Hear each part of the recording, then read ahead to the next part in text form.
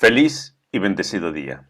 Esa mañana estudiaremos el capítulo 5, titulado Caín y Abel probados, del libro Patriarcas y Profetas, escrito por Elena G. de White.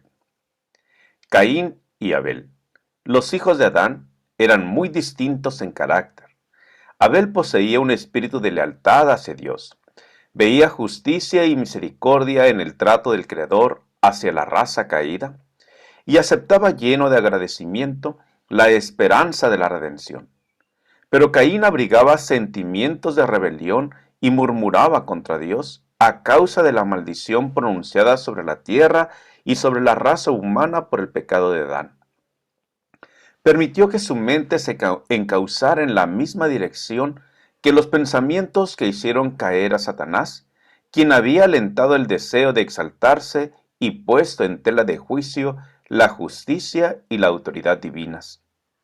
Estos hermanos fueron probados, como lo había sido antes que ellos, Adán, para comprobar si habrían de creer y obedecer las palabras de Dios.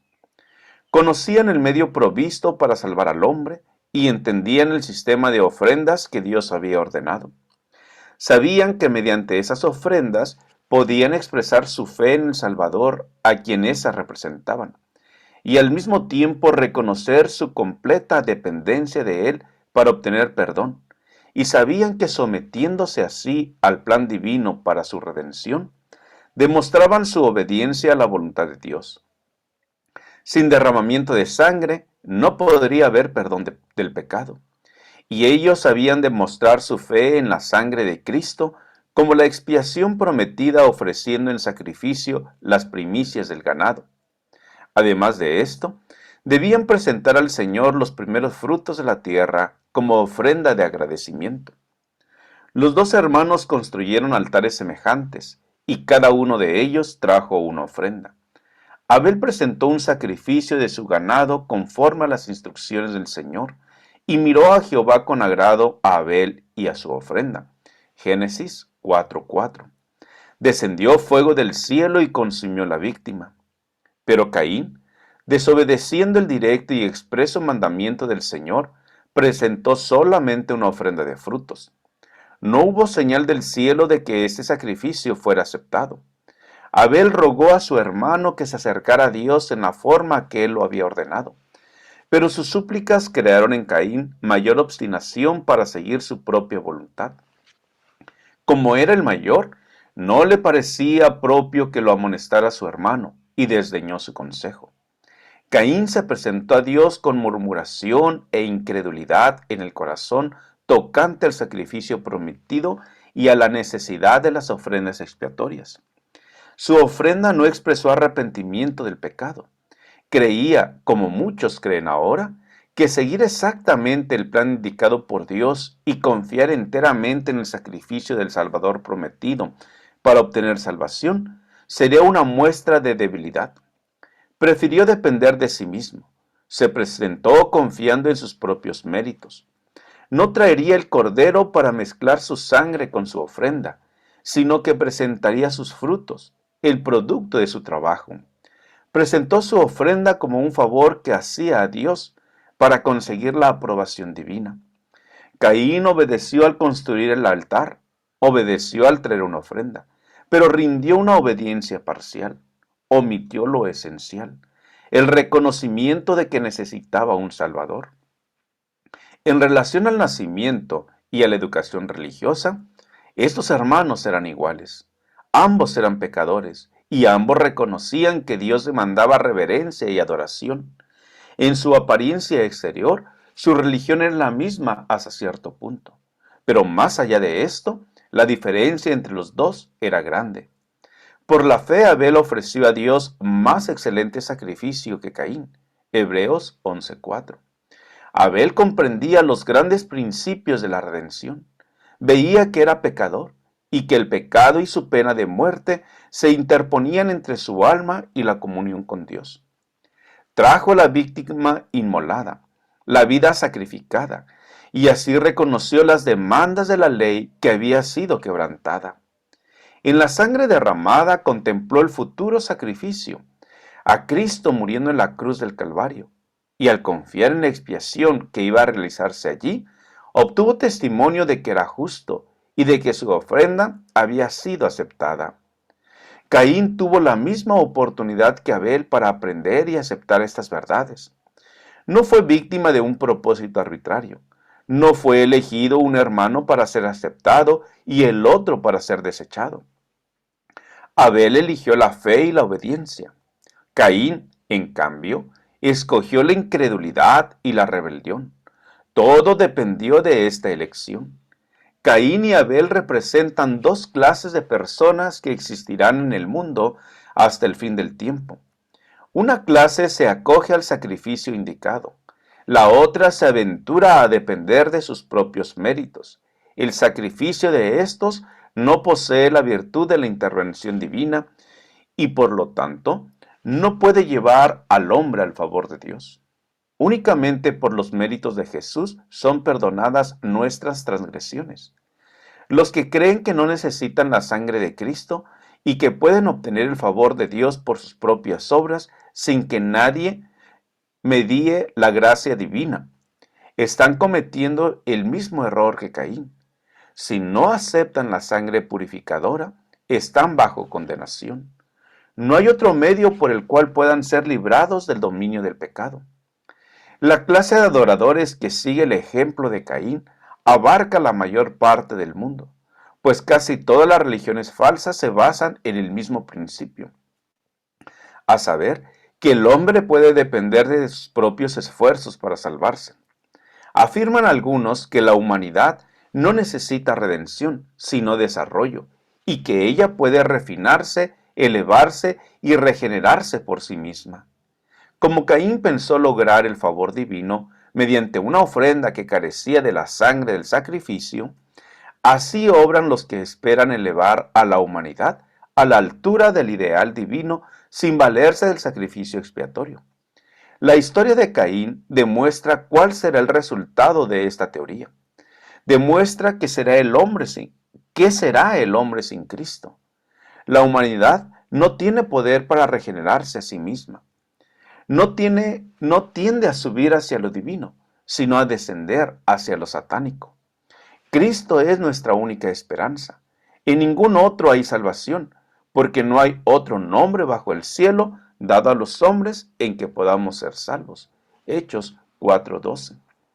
La verdadera fe que descansa plenamente en Cristo se manifestará mediante la obediencia a todos los requerimientos de Dios. Desde los días de Adán hasta el presente, el motivo del gran conflicto ha sido la obediencia a la ley de Dios. En todo tiempo hubo individuos que pretendían el favor de Dios, aun cuando menospreciaban alguno de sus mandamientos. Pero las Escrituras declaran que la fe se perfeccionó por las obras y que la fe sin las obras de obediencia es muerta. El que dice, yo le conozco, pero no guarda los mandamientos, el tal es mentiroso y la verdad no está en él. Santiago 2:22 y 17 y 1 de Juan 2:4. Cuando Caín vio que su ofrenda había sido desechada, se enfureció contra el Señor y contra Abel. Se disgustó porque Dios no aceptaba el sacrificio con que el hombre sustituía al que había sido ordenado por el Creador. Y se disgustó con su hermano porque éste había decidido obedecer a Dios, en vez de unírsele en la rebelión contra él, a pesar de que Caín despreció el mandamiento divino. Dios no lo abandonó a sus propias fuerzas, sino que condescendió en razonar con el hombre que se había mostrado tan obstinado.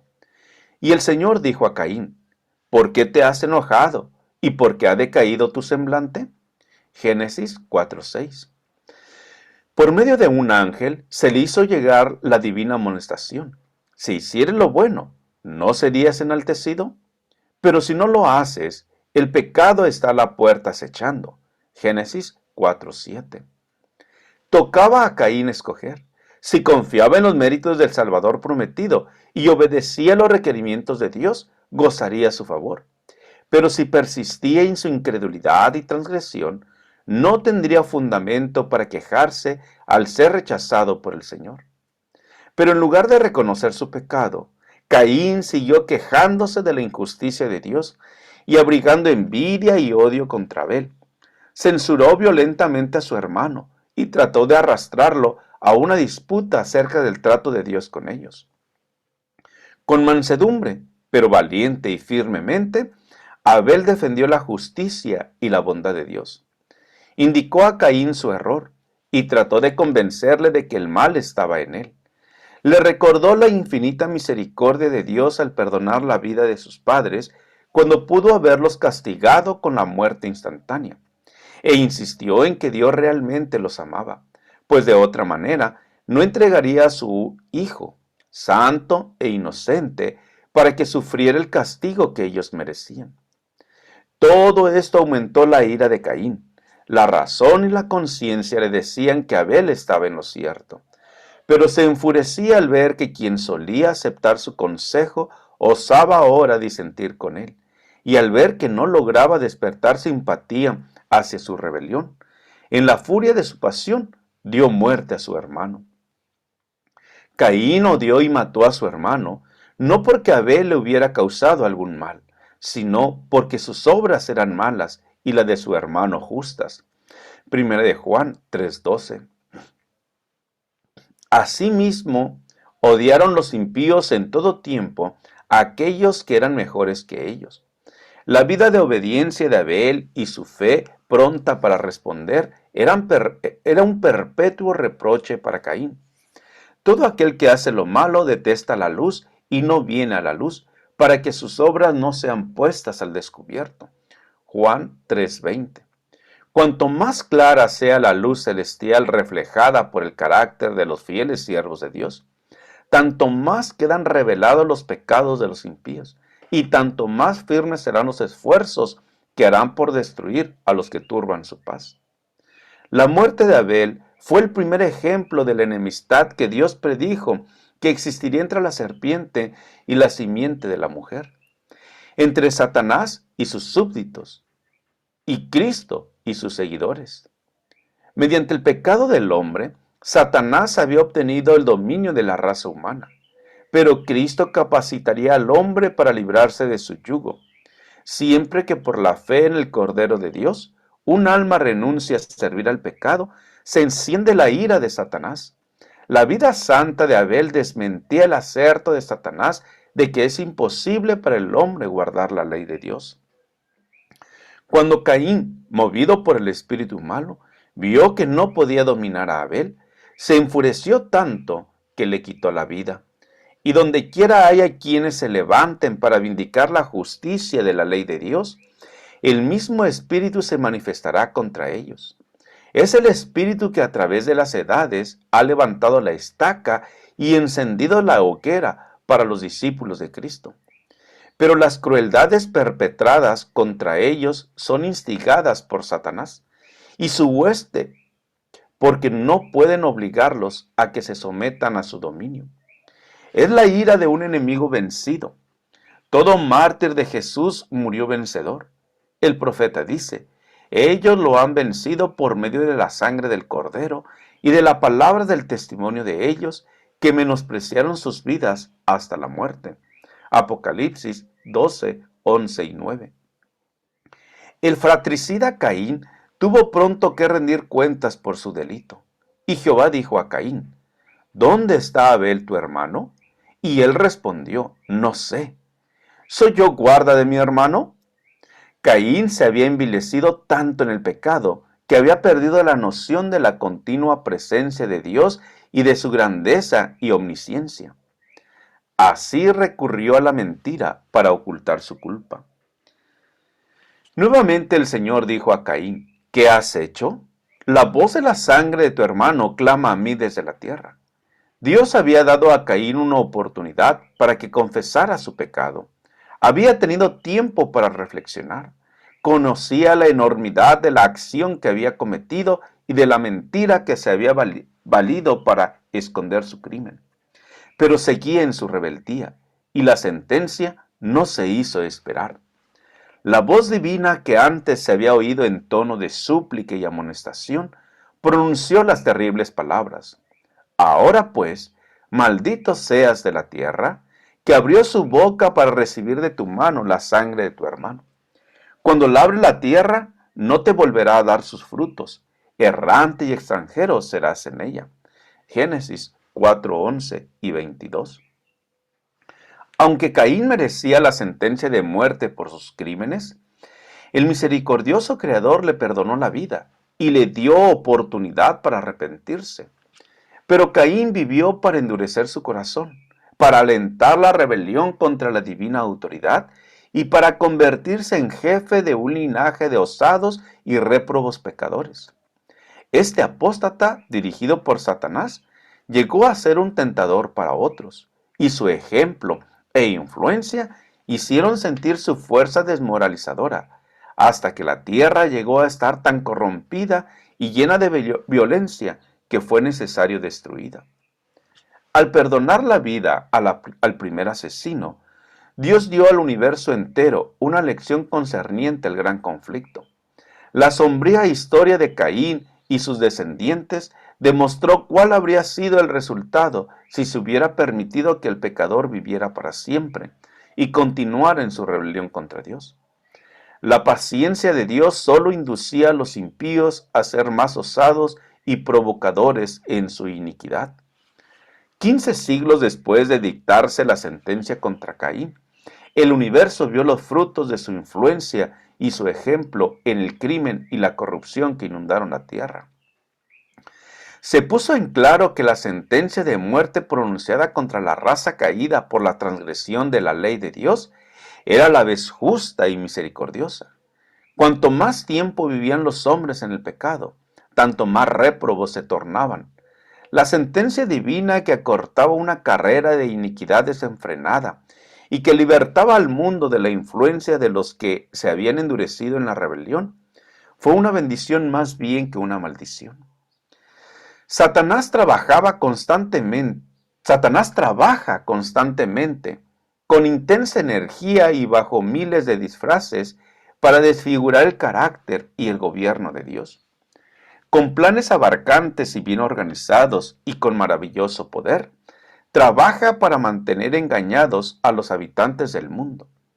Dios, el ser infinito y omnisciente, ve el fin desde el principio y al hacer frente al mal, trazó planes extensos y de gran alcance. Se propuso no solamente aplastar la rebelión, sino también demostrar a todo el universo la naturaleza de ésta. El plan de Dios se iba desarrollando y a la vez que revelaba su justicia y su misericordia, vindicaba plenamente su sabiduría y equidad en su trato con el mal. Los santos habitantes de los otros mundos observaban con profundo interés los acontecimientos que ocurrían en la tierra. En las condiciones que prevalecieron en el mundo antediluviano, vieron ilustradas las consecuencias de la administración que Lucifer había tratado de establecer en el cielo, al rechazar la autoridad de Cristo y al desechar la ley de Dios. En aquellos despóticos pecadores antediluvianos, veían los súbditos sobre los cuales Satanás ejercía dominio. Todo designio de los pensamientos de su corazón solo era de continuo al mal. Génesis 6:5. Toda emoción, todo impulso y toda imaginación estaban en pugna con los divinos principios de pureza, paz y amor. Era un ejemplo de la terrible depravación resultante del procedimiento seguido por Satanás para quitar a las criaturas de Dios la restricción de su santa ley. Mediante el desarrollo del gran conflicto, Dios demostrará los principios de su gobierno, los cuales han sido falseados por Satanás y por todos los que él ha engañado. La justicia de Dios será finalmente reconocida por todo el mundo, aunque tal reconocimiento se hará demasiado tarde para salvar a los rebeldes.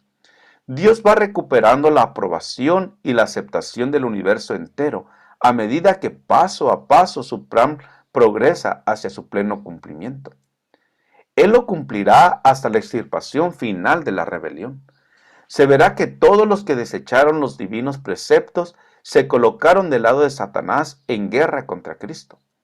Cuando el príncipe de este mundo sea juzgado y todos los que se unieron con él compartan su destino, El universo entero testificará así acerca de la sentencia. Justos y verdaderos son tus caminos, Rey de los santos. Apocalipsis 15:3.